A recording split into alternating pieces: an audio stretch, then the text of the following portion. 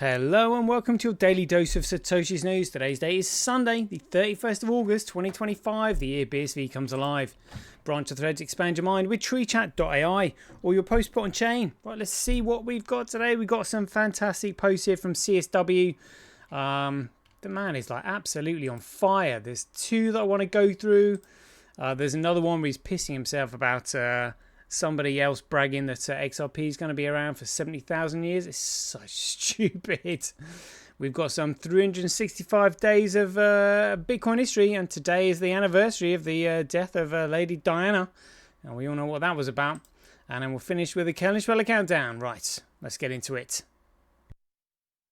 Satoshi, like a cowboy in the West, riding on the blockchain that they call the very best. 1 million strong, them transactions flying free. Just wait for the Terra node, you'll surely see.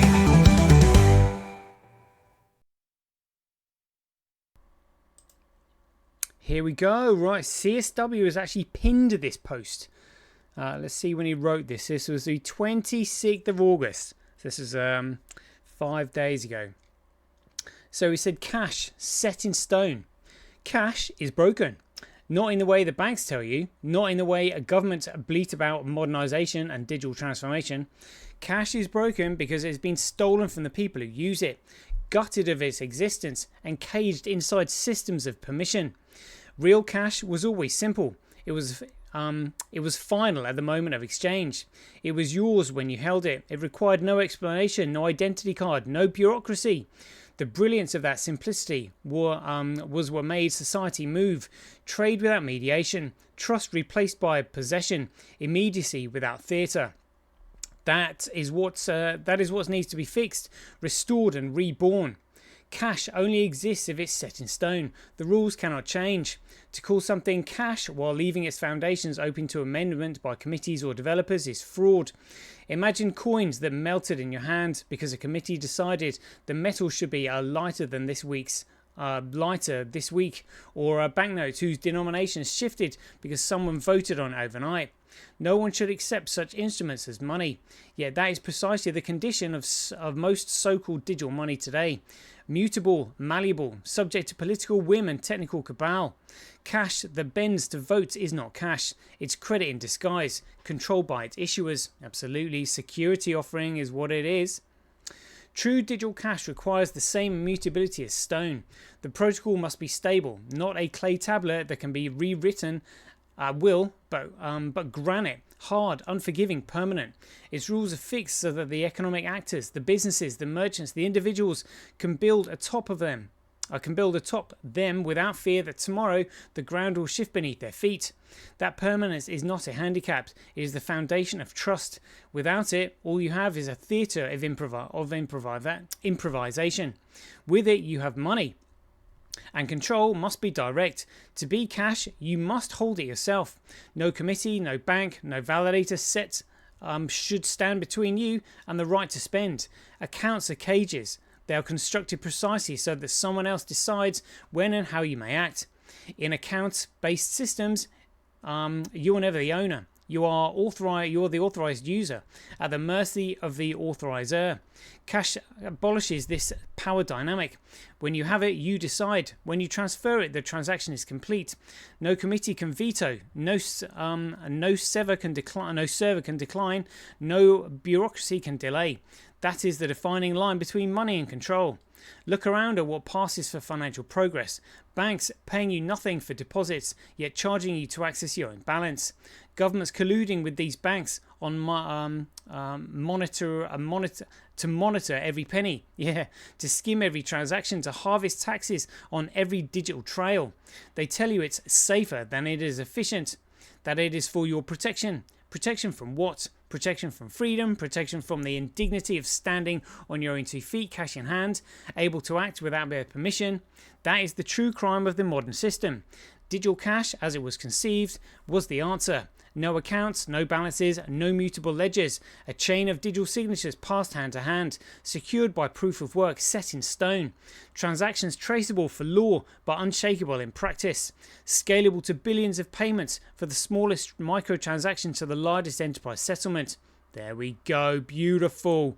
the largest enterprise settlement, and a system where miners compete to provide capacity, where users are sovereign over the keys, and where no developer meeting can decide to rewrite the ground rules. That is the cure, that is the repair, that is cash, fixed and real. Wow, what a fantastic post there from CSW.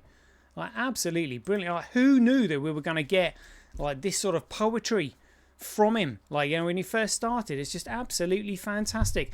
Unfortunately, shitcoiners with shit for brains won't appreciate what he's saying, but anybody in BSV and someone like me certainly would. It's just beautiful. Can you imagine the people who don't understand this? That's what they're like. So let's continue on then, because I mean, this is great. He said, what we have instead are crippled versions, systems that a ration capacity, strangle scaling, turn money into a speculative coupon. They replaced coffee and commerce with tokens of scarcity to be hoarded. They nurtured the vision of preaching immutability while carving loopholes for endless tinkering. They transformed a living system of cash into a mausoleum of ideology. But the truth remains, cash cannot live unless it is free to flow, and it cannot flow unless the protocol is fixed forever. Cash is not meant to be governed, it is meant to be used, it is not meant to be debated, it is meant to be spent, it is not meant to be held hostage in account, it is meant to be held by the people. Until this truth is restored, until cash is once again set in stone and beyond the grasp of committees, we remain captives. The path forward is not new tricks, not new consensus toys, not governance schemes masquerading as innovation. The path forward is old and eternal, money that is final, immutable, and in the hands of those who earn it. That is cash. That is what must be fixed. That is the revolution waiting to be completed. Hoorah! Is all I can say to that. Fantastic stuff. Fantastic stuff. And there's another one here. This is part of a Substack that it looks like he's written. Substack might be a little bit too long for this show. Let's have a quick look at this. Moving goalposts and shifting standards. Privacy does not mean the absence of records. Fraud and the mark of secrecy. The Wesleyan measure. Discipline and action. Harmony of law and economics. Closing thought. All right, let's see what he says here in the post. He said, Sunday reflection, privacy, records, and the integrity of exchange. In a time when contracts shift with convenience and records are treated like suggestions, privacy is too often mistaken for secrecy. But true privacy does not mean erasing history or hiding from accountability. It means being one among many, shielded by the ordinary, protected by discipline, and secured by records that endure. This Sunday's reflection explores how privacy in Bitcoin is not about clever obfuscations or grand illusions, but about scaling millions of lawful small transactions that make each act private precisely because it is ordinary. Without scale, the dishonest gain, the mask of secrecy; with scale, the honest gain and dignity of privacy. Privacy by multiplicity, not obfuscation. Yeah, let's see what the closing thought was on that. He said, the lesson is simple. Privacy is not an exemption from accountability. It is the condition of being one among many, shielded by the ordinary, protected by the discipline of law, and secured by the permanence of records.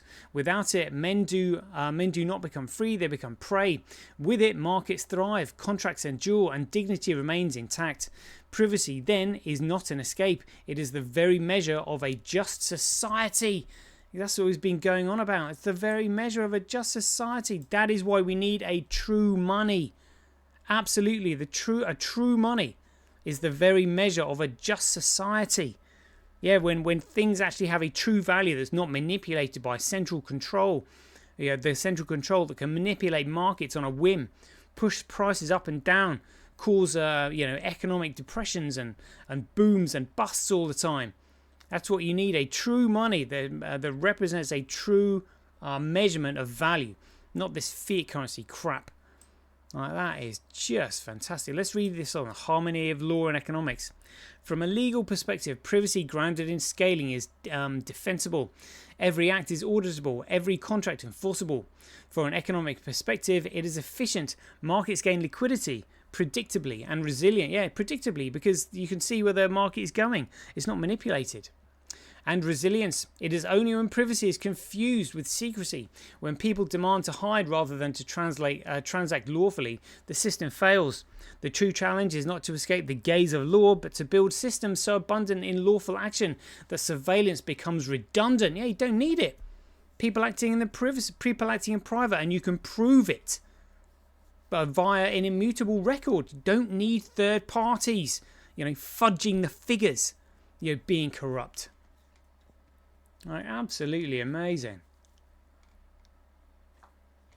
Oh, loving that, loving that. I might even come back and read that later on. Right, let's get on to this bit. This is hilarious. So CSW has replied here. He said 70,000 years of doing nothing is not a feature. It is an embalming fluid. To boast that XRP will survive for 70,000 years at its current rate of destruction is like bragging that your corpse won't rot because it's already deemed mummified. Survival without growth is stagnation. Stagnation stretched across geological epochs is uselessness, fossilized. What they're really saying is we've built a system so inert, so lifeless, so devoid of utility that it can linger untouched for longer than civilization itself. That is endurance. It is irrelevance. Perfected. Absolutely.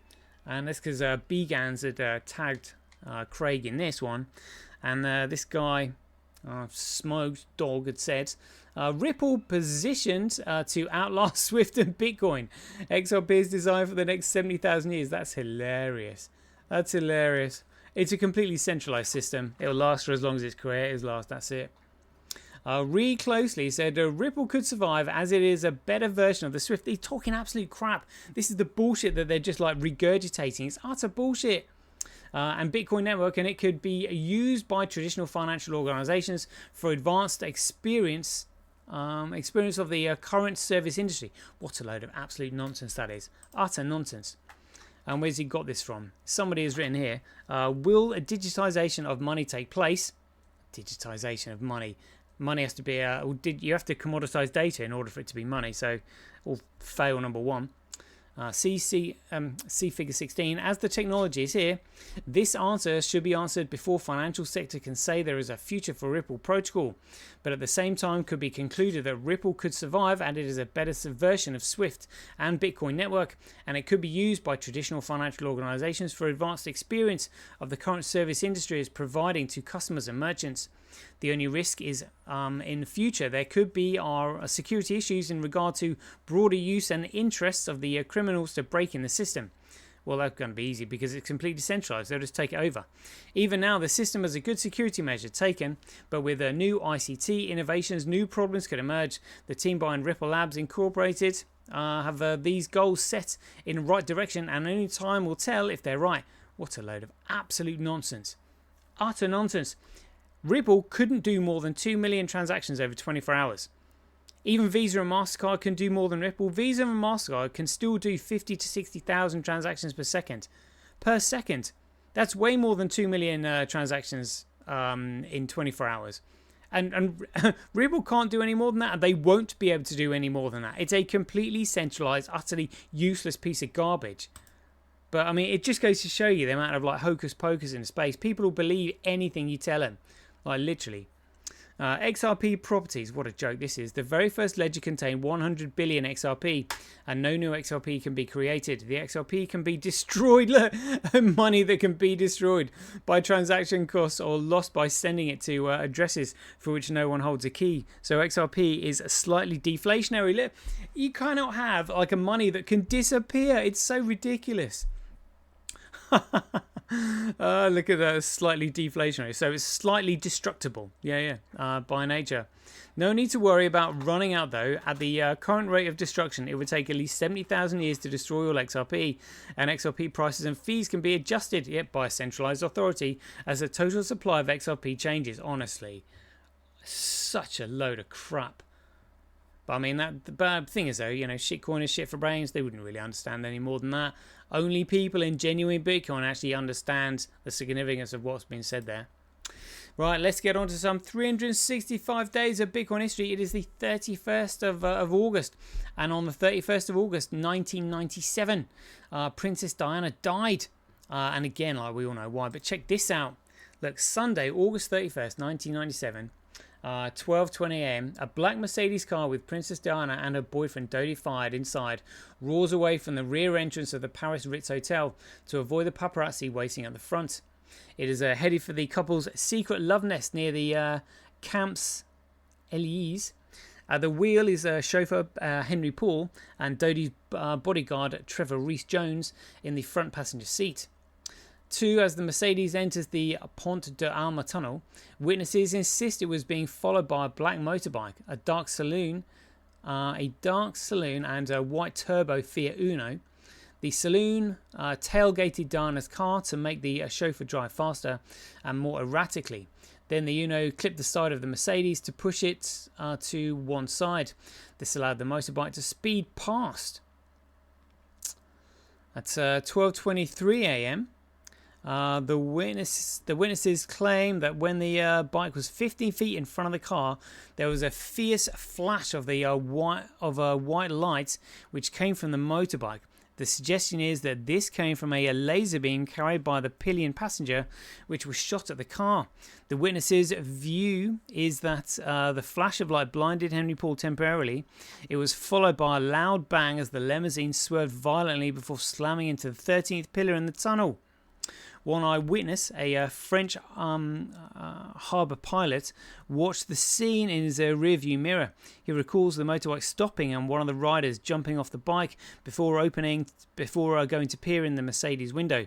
The rider then turned to his compatriot on the bike and gave a gesture used informally in the military, where both arms are crossed over the body and then thrown out to each side to indicate mission accomplished. He climbed back on the motorbike and raced off out of the tunnel.